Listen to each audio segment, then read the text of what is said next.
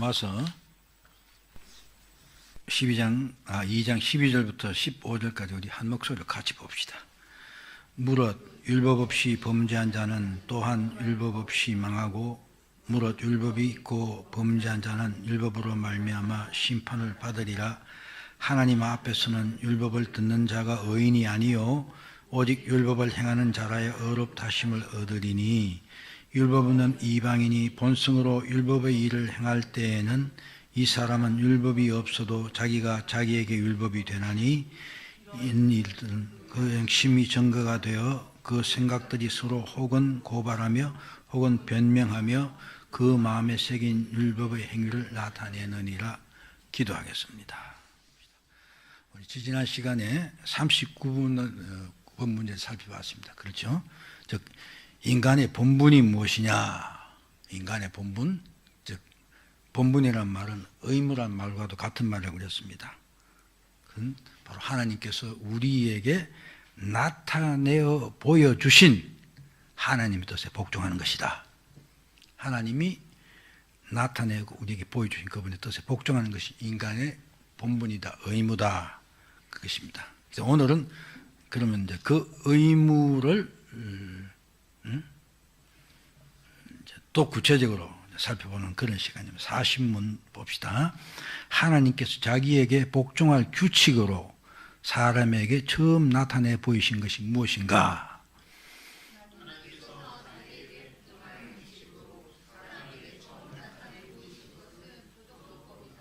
예. 그러니까 하나님께서 그분의 뜻을 우리에게 나타내 보여주셨고 그것을 우리가 복종에 순종하는 것이 인간의 본분이다. 그런데 오늘 말은 더 나아가서 그러면 그 우리가 복종해야 될 하나님께서 나타내 보여주신 그걸 구체적으로 우리 규칙으로 주신 것인데 그것이 무엇이냐 하는 것입니다. 근데 그것이 도덕법이다. 이렇게 말하고 있습니다. 도덕법이라는 말이 나왔기 때문에 성경에 도덕법이라는 말이 없죠. 네, 이제 조금 그걸 생각하고 이제 더 구체적으로 살펴보도록 그렇게 하겠습니다. 일반적으로 말했을 때 도덕법, 그러면 인간들이 올바로 행해야 되는 그런 행위의 모든 원리를 도덕법이다 그렇게 말합니다. 그렇죠? 보면 다 똑같은 생각한 건 아니지만 인간들에게 다 그런 말이 있습니다. 내가 이렇게 살아야 된다 하는 그런 것들이 있습니다. 우리 기독교인들은 하나님 말씀대로죠. 기독교인 아닌 사람들도 또 나름대로 그렇죠.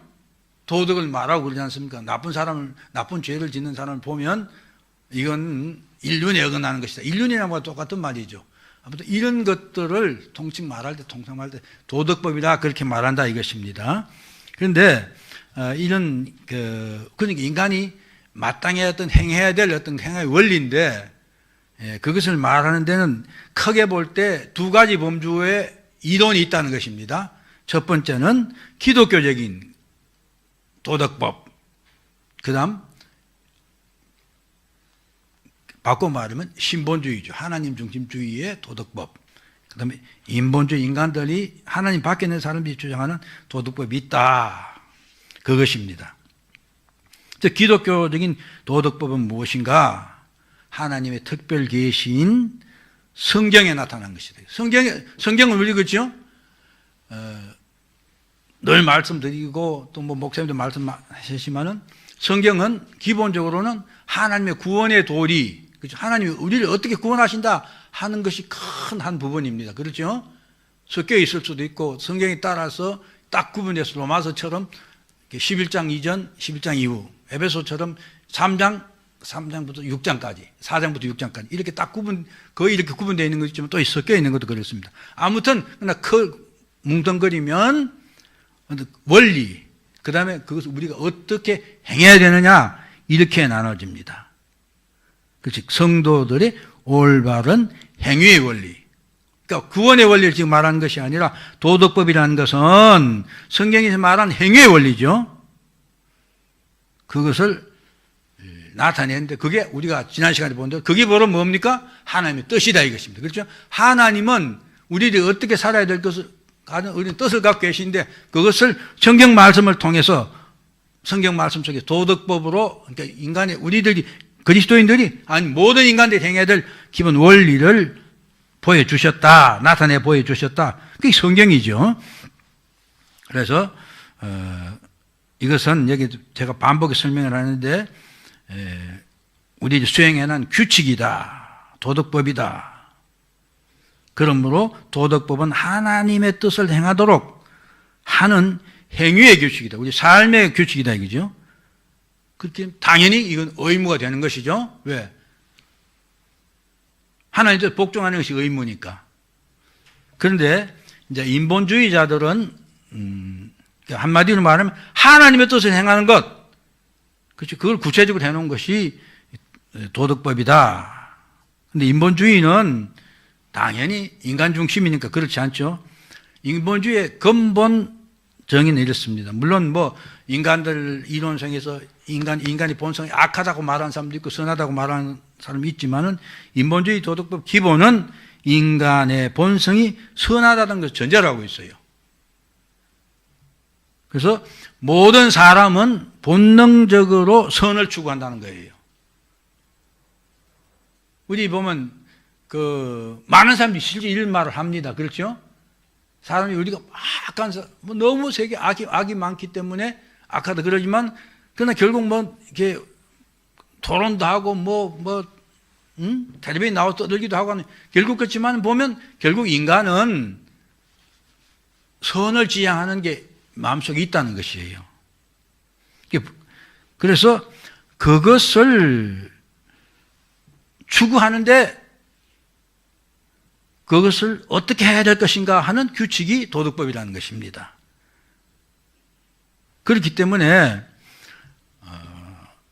도덕법은 명령이 아니라 인간이 행복을 얻게 생해야 될 최상의 길을 가르쳐주는 지혜다. 이렇게 말합니다. 그러니까 기독교에서는 뭡니까? 하나님의 뜻이라고 그랬죠? 우리가 지켜야 될 뭐라고 그랬습니까? 의무라고 그랬지 않습니까? 그게 명령인 것입니다. 의무란 건 뭡니까? 반드시 해야 되는 것이죠. 강제하는 것입니다. 그런데 이 사람들은 말은 도덕법이라 하면서도 실제는 강제되는 것이 아니고 인간들이 스스로 행복해지기 위해서 해야 될 그런 어떤 지혜이기도 하고 방법이기도 하다 이렇게 말합니다. 그러나 이제 이 말은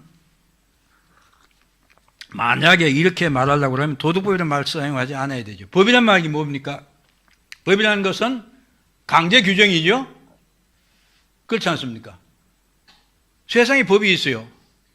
우리나라에 법이 있습니다. 그 법은 우리들을 하여금 그것에 복종, 순종하도록 요구를 하고 있습니다.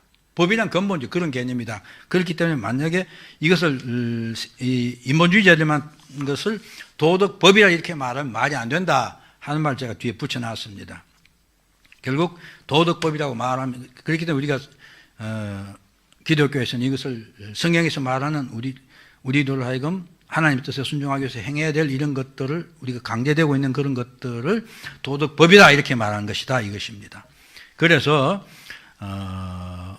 두 번째 도덕법 성격이 이렇게 하는데 웨스트민스터 그러니까 소요리 문답을 지금 우리가 하고 있어요. 그런데 처음에 말하지 웨스트민스터는 신앙 고백서가 있고 그 대요리 문답이라는 게 있어요. 대요리 문답이란 큰 했는데 내용이 좀 자세히 설명되어 있고 길고 그래요. 그래서 대요리 문답이 있고 우리는 지금 소요리 문답, 소요리 문답이 요약되어 있기도 소요리 문답을 갖고 지금 40번째 문제를 하고 있는데 대요리 문답 93번에 보면 바로 이 하나님 말씀하신 것이 도덕법이라는 걸 이렇게 말하고 있어요. 도덕법은 인류에게 하나님의 뜻을 선포한 것인데 각 사람에게 전인 즉 영혼과 몸의 구조와 성향에 있어서 그리고 그가 하나님과 인간에 대해 가지는 거룩함과 의의 모든 의무를 수행함에 있어서 이 법에 대한 개인적인 완전한 영속적인 순응과 순종을 지시하고 속박하며 그것을 다 지킬 때 생명을 약속하고 그것을 어길 때 죽음을 위협한다. 이렇게 말하겠습니다. 이게 많이 복잡하지요. 그래서 제가 세 번째 쉽게 더 요약을 해놨습니다. 첫 번째 하나님께서 인간에게 복종 도덕법이라는 것은 복종하도록 선포하신 하나님 뜻이다. 그렇죠. 이건 지난 시간 연결시키면 오늘 말하는 것과 바로 그것입니다. 우리가 복종해야 된 하나님 뜻이다. 그래서 그렇기 때문에 인간은 거부할 수가 없는 것이고, 이건 어떤 때는 순종하고 어떤 때 순종 안 해도 되는 것이 아니라 항구적으로 복종해야 될 규칙이다.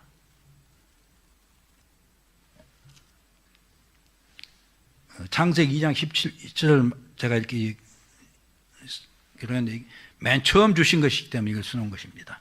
그래서 두 번째는 인간이 전인격이죠. 우리 영혼과 몸, 지, 정이 내 전인격, 그리고 그뿐만 아니라 그것의 성량까지도 포함해서 거룩함을 유지해야 된다는 것입니다. 하나님이 요구하시는 것은, 그리고 의를 지키기 위해서 수행해야 될 모든 것이다. 거룩함이라는 것은 구별되는 것이고, 더러운 것 안 하는 것이고, 의라는 것은 옳은 것을 말한 것이죠. 의와 거룩함을 우리가 행해야 된다는 것입니다. 이게 하나님이 우리에게 요구하시는 것이다. 그리고 하나님께서는 도덕법을 주시면서 지키면 생명을 얻는다. 어기면 죽음을 받게 된다. 분명히 이렇게 말씀하셨습니다. 그렇죠? 굉장히 중요한 말입니다. 하나님의 법은 지켜야 생명이고 지키지 않으면 죽음입니다. 지금 우리가 은혜 아래 있는 데는 이 말하고는 다르죠. 그런데 도덕법의 기본 성격은 이것이다, 이것입니다. 헷갈리지 않아야 됩니다. 그럼 도덕법이 주어진 시기, 하나님께서는 우리 인간들에게 두 번 이걸 주셨다 이렇게 되어 있습니다. 기본적으로 첫 번째는 에덴 동산입니다.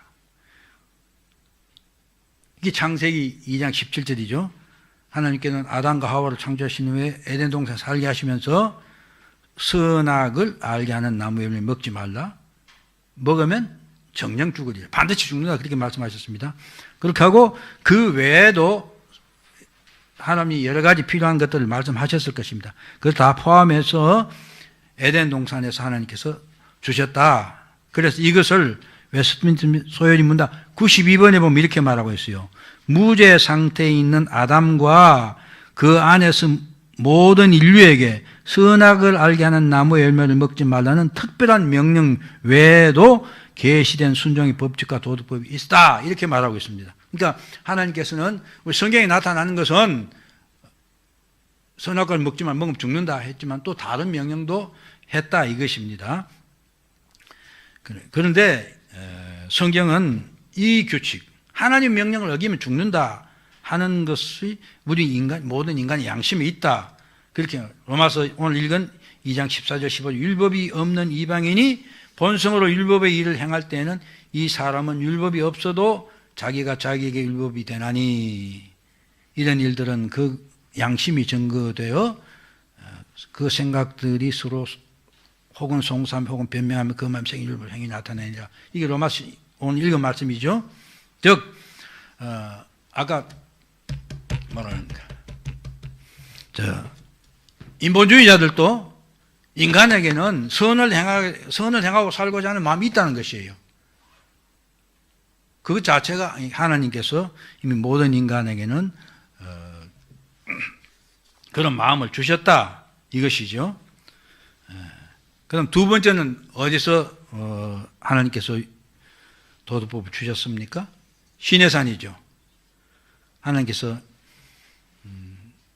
이스라엘 구원하시고 주셨습니다. 에덴 동산에서 아담은 우리 잘 아는 일 다시 한번 반복하면 사단의 유혹을 받아서 하나님이 주신 도덕법을 지키지 못하고 범했습니다. 그렇죠? 그 결과 하나님과 분리되고 육체는 죽음에 종속되었습니다. 그리고 영도 하나님과 분리되면 죽은 것이죠. 그 결과는 하나님, 인간 속에서 빛나던 하나님의 형상이죠. 그것이 파괴되고 훼손되었습니다. 인간의 마음이 부패해졌습니다. 그래서 전적으로 타락하고 부패해져서 에레미야 17장 9절이 분명히 그렇게 말하고 있죠. 만물보다 부패한 것은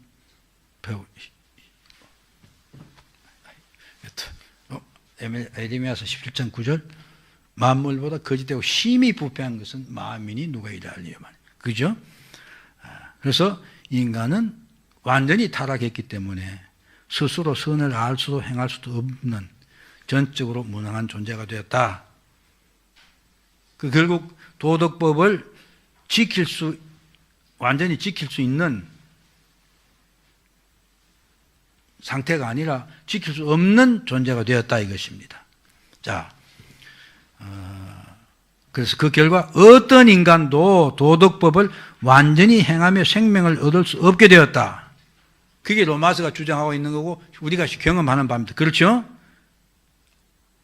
율법의 행위로 그 앞에 의롭다 하심을 얻을 육체가 없나니 율법은 죄를 깨달음이라. 자, 참 모순 아닙니까? 인간이 타락해서 하나님은 인간들이 그걸 다 할 수 없다는 걸 아시는 거예요. 아시는데 율법을 주셨어요. 그리고 레위기서 분명히 말하죠. 율법을 지킨 자는 구원을 받는다 그렇게 말씀하셨어요. 그렇죠? 왜 그랬을까요?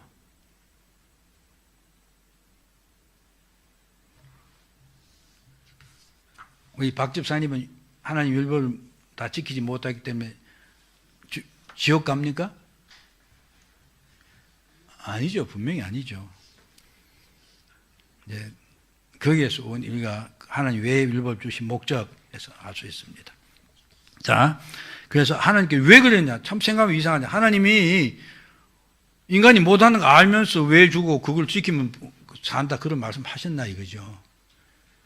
율법을 주신 목적, 그것은 바로 우리들에게 유용하기 때문이다. 이유가 있죠. 성경은 분명히 거기에 대해 설명을 하고 있습니다. 근데 웨슬리 소요님은 94번은 이거 그러니까 성경에서 말하고 있는 원리를 요약해서 이렇게 말하고 있습니다.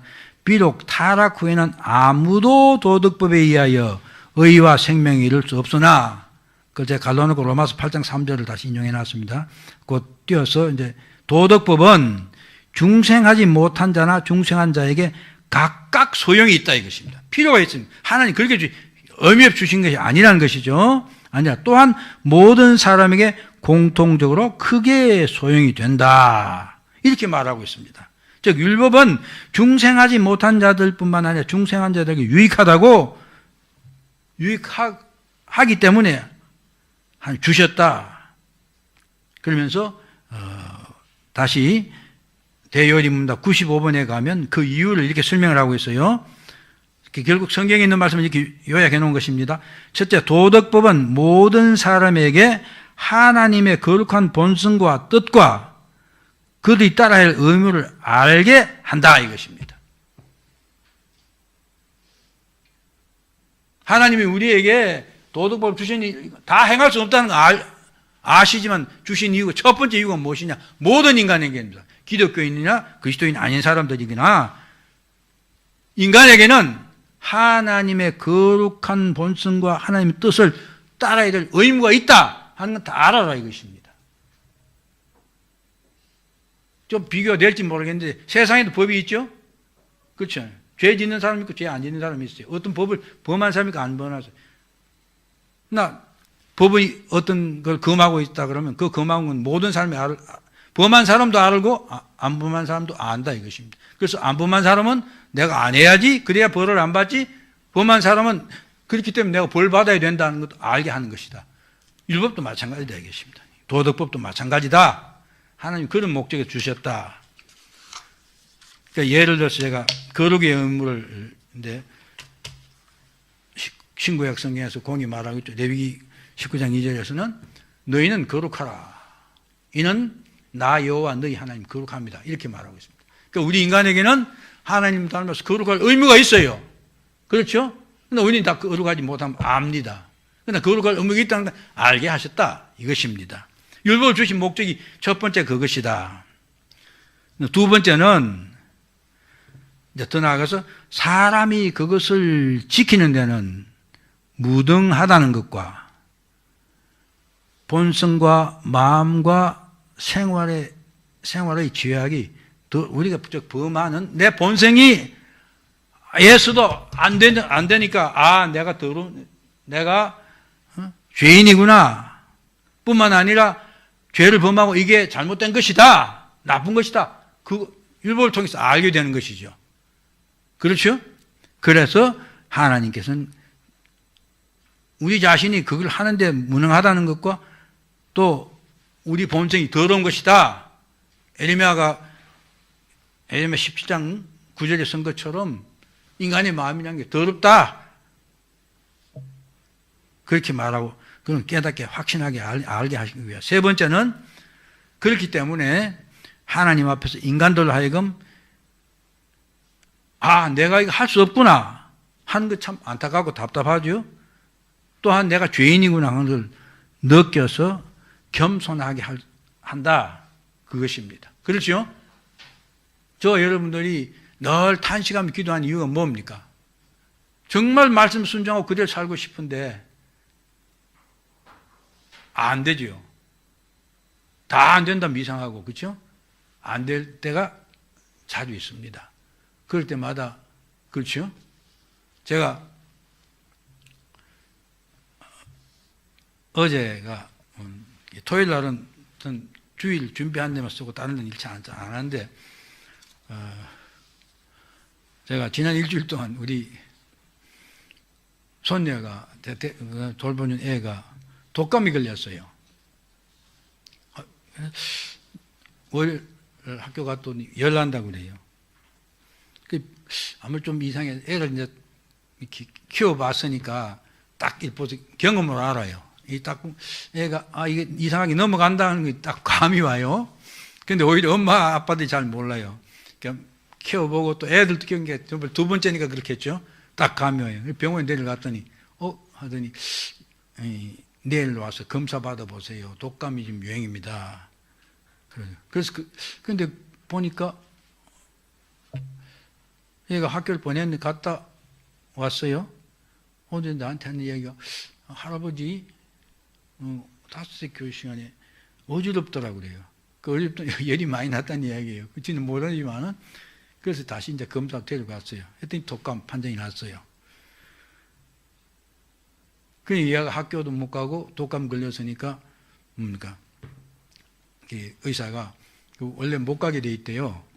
그러니까 월요일 날 약을 주면서 5일 날 약을 먹고 월요일 날 와서 검사니까 내일 검사를 받아야, 검사 받아 독감이 나았다 치료 받았으면 그 증명을 가지고 학교에 보내세요. 그러니까 꼼짝 못하고, 애 책임은 꼼짝 못하고 하루 종일 검사한테 붙잡혀 있는 거예요. 집 옆이지만은 지네 집에 가서 애 낳아놓고 또 이제 점심 때 하면 할머니가 와서 밥도 해주고, 그럼 난 다른 거 식탁거리 하고. 그래, 일주일 내내 거기 붙잡혀서 시달린 거예요. 그러다 이제 금요일 되니까 저녁에 엄마니까 애들 인계하고 난 이제 돌아온 거예요. 그게 상당히 피곤했던 모양이에요. 너무 힘들더라고요. 그래서 잘나니까 그렇고, 그래서 그냥 이렇게 텔레비전 켜놓고 텔레비전 넣어가지고, 토요일, 그러니까 이 주일 준비는 내가 금요일에 미리 해놨어요. 해놓고는, 자리를 정리해놓고는. 그러니까, 탁 이렇게 코가 끼어서 가야 될 일이 없는 거예요. 그러면 이제 성경 보거나 그렇게 할 텐데, 그냥 텔레비전 켜놓고 이렇게 있으니까 피곤하니까 잠이 들었다가 깼다가 잠이 들었다가 텔레비전 뭐 하는지도 몰라고. 그래가지고 보니까 저녁 시간이 돼서 저녁을 먹게 되었어요. 그래서 책상에 앉으니까 하나님 앞에 죄송한 생각밖에 안 들잖아요. 주일 준비도 잘 하자고 해야 했는데 어제가 오히려 더 그러니까 너무너무 마음이 안 좋더라고요. 그래서 제가 또 다음 월요일 날 성경 공부 시켜야 될 게 있기 때문에 그것 좀 하다가 그것도 잘 안 돼요. 피곤하니까 진행이 잘 안 되죠. 그래서 이게 유튜브에 틀어가지고 이제 찬송을 들었어요. 찬송을 듣다 보니까 어제 뭡니까? 연세중앙교회인가? 연세조항교회 맞죠? 그 윤석전 목사 근데 큰 교회. 근데 거기에 찬양팀이 찬양하고 이게 모여가지고 찬양하는 게 나오는 거예요. 해보니까 오늘 방금 했던 죄에서 자유롭게 하면 그것도 하더라고요. 하는데 제가 옛날 부흥회 쫓아다니면 그 집 많이 했죠. 근데 요새 그런 기회가 잘 없어요. 또 우리 교회 찬양하는 분위기도 조금 다르고 그래서 그런지. 근데 막 그 앞에 보니까 젊은 그러니까 여자 남자 청년들이 올라와서 뭐 죄였어요 하면 뭐 연속으로 계속 하잖아요. 부흥회 할 때쯤 그렇게 하는데 근데 그걸 유심히 봤어요. 그래서 저는 사실 그 연세조항교회에 대한 그게 조금 내가 좀 다른 좀 색다른 생각을 갖고 있어요. 왜냐하면 그분 목사님이 이렇게 이게 설교하고 한 것들 보니까 제 마음에 걸리는 게 여러 번이 있었어요. 그래서 그냥 이렇게 제껴놨는데 그냥 그걸 본 거예요. 보니까 찬양만 하는데 그 앞에 찬양하는 사람들이 너무 열정적으로 할 뿐만 아니라 뭐 벌떡벌떡 난리더라고요. 그런데 그보다 이게 있던 이 앞에 있는 앉아 있는 성도들이에요. 그것도 보니까 젊은이들이 대부분이더라고요. 대부분인데 이 사람들이 막 같이 찬양을 하면서 기뻐서 어쩔 줄 모르는 거예요. 정죄함 받지 않는 그 로마서 8장 1절 그걸 어떻게 또 노래를 하는 게 있더라고요. 정죄함이 없네, 정죄함이 없어. 근데 그 사람들이 그 얼굴 표정이나 이런데 이 사람은 진정으로 정죄하면서 자유함을 어떠한 그 자유함 기쁨을 누리고 있고 하는 걸 느낄 수 있게끔 하더라고요. 근데 앞에 있는 사람, 인도하는 사람들이 하고 같이 하는 사람들 그러면 이 사람들은 프로페셔널하게 하는 거니까 그렇다 생각되면 이게 아닌 거죠. 앞에 있는 청년들. 보니까 흑인들도 있어요. 흑인들은 그 사람들 예배를 막 하는 식 있잖아요. 근데 이 사람들은 난리예요. 죄였죠. 그래서 저도 한참 따라 불렀어요. 얘는 부흥회 생각하면서. 그러면서 제가 우리 한인교회도 찬양 주일 아침부터 좀 바꿔야 되겠다는 생각이 솔직히 들었어요. 그래서 그러면서 제가 회개 기도하고 그러면 마음이 엄청 신나버렸어요. 그래서 잠도 잘 자고 아침에 일어나도 그게 계속이에요. 죄였어 자유를 하면서 하다가 오늘 교회에 온 거예요. 오니까 마음이 준비가 돼서 그런지 아니에요. 오늘 목사님이 특별히 설교를 더 잘하신 것 같아요. 그래서 제가 엄청 아무튼 은혜를 받으면서 그러면서 제가 주제 쭉 나가 길게 빙 돌아왔는데 제가 바로 어제 이제 주일 준비를 하고 마음의 준비하고부터 시작이죠.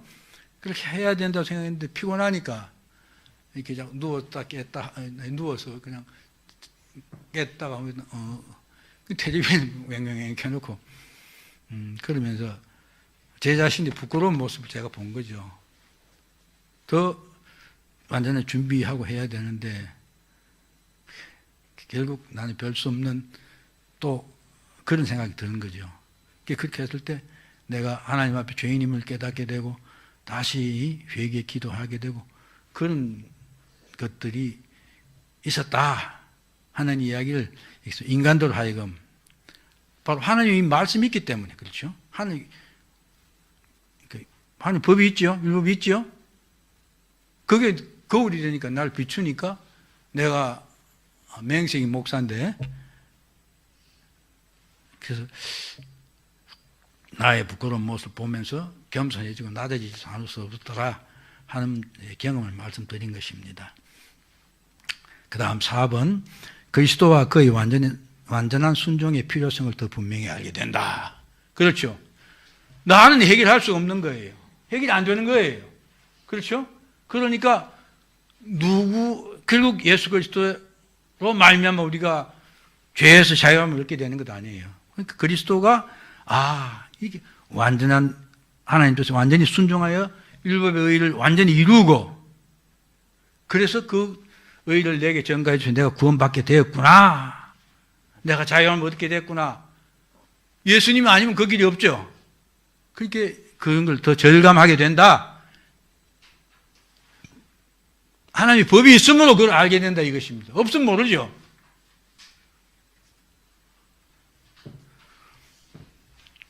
두 번째는 그리스도를 믿지 않는 자들에게도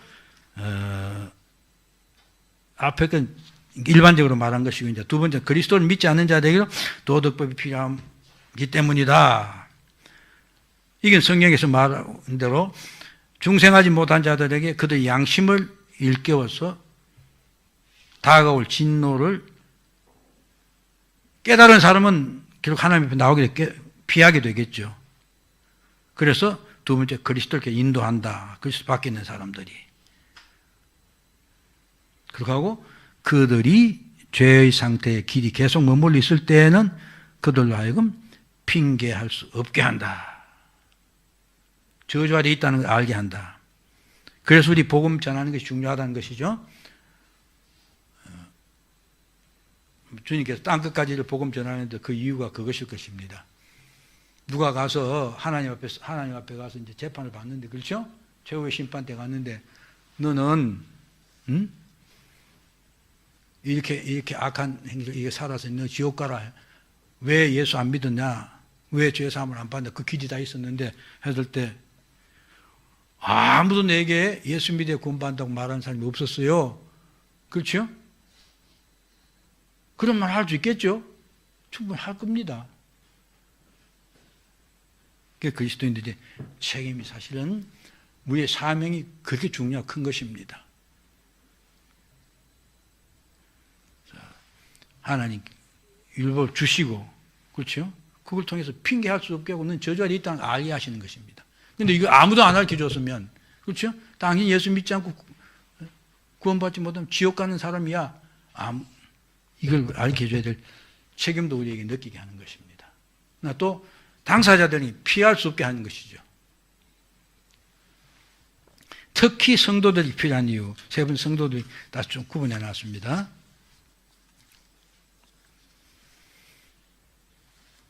자, 그리스도를 믿는 성도들은 중생하였기 때문에 행위언약, 즉 도덕법으로 해방이 되었습니다. 그렇죠? 율법으로부터 해방되었다. 그것도 아닙니까? 그렇죠?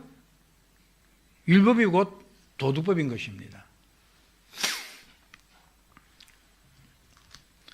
로마서 6장 14절 유명하면 죄가 너희를 주관하지 못하리니 이는 너희가 법 아래 있지 아니하고 은혜 아래 있음이라. 그렇기 때문에 그리스도 예수 안에 있는 사람, 저와 여러분들 예수 믿는 전제를 해서 도덕법에 의해서 어렵다 하심을 받거나 정죄함을 받지 않습니다. 그렇죠? 그래서 로마서 8장 1절 그러므로 예수 그리스도 안에 있는 자는 결코 정죄함이 없나니 이는 그리스도 예수 안에 있는 성령의 법이 죄와 사망의 법에서 너를 해방하였습니다. 우리는 예수 믿는 사람은, 예수를 생명주로 모신 사람은 도덕법의 정죄에서부터 자유함을 받았습니다. 그렇죠? 은혜 아래 있습니다. 그런데 왜 도덕법 주느냐? 지금 그 말을 하기 위해서 지금 이 말을 한 것입니다. 그러나 그리스도께서 바로 우리를 대신해서, 그들을 대신하여, 그리고 그들의 유익을 위하여 율법을 다 지키시고, 도덕법 다 지키고, 또한 죄로 말미암아 그 저주를 견디셨으므로 우리 자신이 전적으로 그리스도에 매여 있다 하는 것을 깨닫고 알게 한다는 것입니다. 그러니까 우리는 예수 없으면, 예수 안에 있지 아니하면, 예수와 관계 없으면 아무런 무가치한 존재인 것입니다. 이것을 절감하게 한다. 내가 하면 안 되면 안 될수록, 내가 부족하면 깨닫게 되면 될수록, 그런데도 난 구원받았습니다. 어떻게? 예수 믿어서. 예수님이 다 했기 때문에 이것을 깨닫게 한다는 것입니다. 만약에 그렇기 때문에 우리가 나 예수님 구원받았으니까 그래서 되는 대로 살지 하는 그런 옛날 영지주의자나 또 구원파들이 그렇게 말하죠. 죄를 다시 안 짓는다고. 교황은 죄 짓는다, 안 짓는다, 그걸 말하는지 모르겠습니다. 그 말도 들어보면 어떻습니까? 교황 무엇을이죠? 교황은 오류가 없다. 말은 무슨 말입니까? 잘못을 범하지 않는다, 그런 말이죠? 그럼 교황은 인간이 아니지요, 그러면. 근데 교황도 분명히 인간입니다. 그렇죠? 그게 다 거짓말인 것입니다. 사실 우리는 예수 그리스도로 말미암아 내가 이 정죄에서 면하겠다는 그것 정말 감사하고 내가 예수 믿었구나. 그래서 우리는 예수 닮기 위해서 최선을 다해야 되는 것입니다. 그래서 두 번째, 성도들 하여금 더 많이 감사케 하고 더 많이 순종하고 어떻게 하면 내가 어떻게 하든지 하나님 말씀에 순종하는, 하나님 법에 따르는 그런 사람이 돼야지, 그런 생각을 늘 하고 그렇게 하기 위해 노력하게 한다. 바로 그것입니다. 율법이 자유롭기 때문에, 율법의 정죄에서 자유롭기 때문에 율법이 자유하다. 거짓말인 것입니다. 정죄에서 자유한 것입니다. 그렇잖아요. 우리가 제대로 된 하나님의 자녀라면 하나님 뜻을 거슬리기 위해서 자유니까 이제는 멋대로 아니죠. 어떻게 하든지 하나님 뜻에 드는 사람 되기 위해서 노력하는 사람들이 될 것입니다. 우리는 그렇게 되어야 되는 것입니다. 자, 정리하니까 아무튼 여러분 읽어보시고요. 우리는 하나님께서는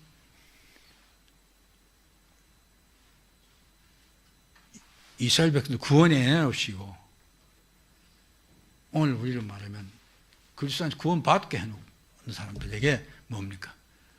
율법을 주셨어요. 율법 지켜서 안 되는데 그걸 지키면 구원받는다.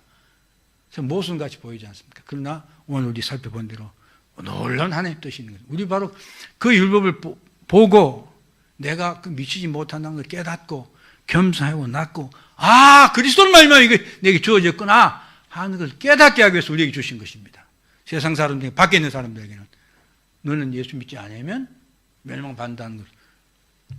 그렇죠? 그렇잖아요. 세상의 법이 왜 있습니까? 지킨 사람, 안 지킨 사람 다 똑같이 적용됩니다. 그렇잖아요. 안 지킨 사람은 결국 형벌을 받게 되는 거죠. 지킨 사람은 사실은 자유함이죠. 그와 똑같은 것입니다. 이 생각을 할 때마다 참 우리 주님의 은혜가 정말 고맙고 놀랍습니다. 우리 이제